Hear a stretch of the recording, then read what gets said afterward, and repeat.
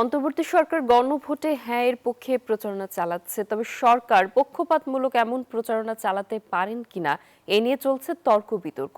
কোনো আইনজীবী বলছেন এমন প্রচারণায় আইনি বাধা নেই, আবার অনেকে মনে করছেন হ্যাঁ ভোটের পক্ষে সরকারের প্রচারণা আইনসঙ্গত নয়।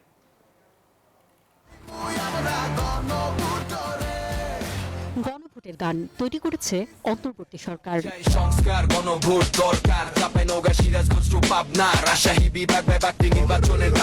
গানগুলো ছড়িয়ে দেওয়া হচ্ছে সারা দেশে।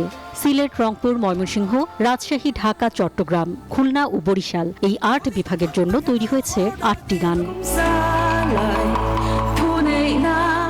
গণভোট কি তা বুঝতে আদিবাসীদের যেন কোনো সমস্যা না হয়, সেজন্য তাদের ভাষাগুলোতেও তৈরি হয়েছে গণভোটের গান।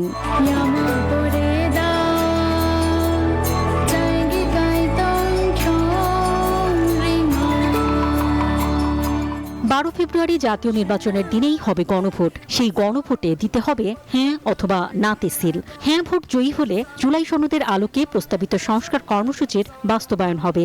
সংস্কার বাস্তবায়নের লক্ষ্যে দেশ জুড়ে প্রচারণা চালাচ্ছে সরকার। গণভোটের প্রচারণায় ২২ ডিসেম্বর থেকে চলতে শুরু করেছে ভোটের গাড়ি। এই গাড়ি যাবে দেশের ৬৪ জেলায়, ৩০০টি উপজেলায়। সাধারণ মানুষকে বোঝাবে গণভোট কি।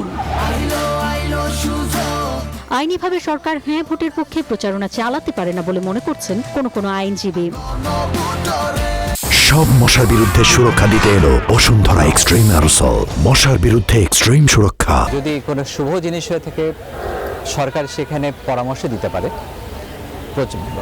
প্রচারণা করতে পারে what are the benefits of হ্যাঁ ভোট বা না ভোট।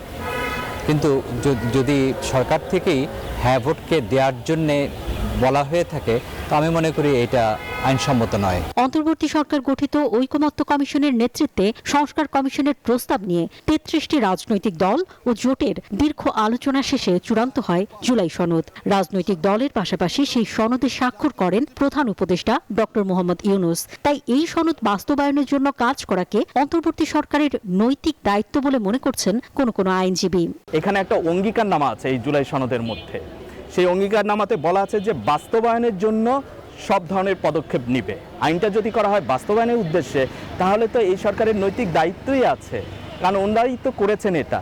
সুতরাং তাদেরকে নৈতিকভাবেও জনগণের কাছে যেতে হবে, জনগণকে বোঝাতে হবে যে কেন হ্যাঁ দিতে হবে। এই আইনজীবীর মতে হ্যাঁ ভোটের পক্ষে গণমাধ্যমে সরকারের পক্ষ থেকে আরো বেশি প্রচারণা চালানো উচিত। অন্তরা বিশ্বাস, নিউজ 24, ঢাকা।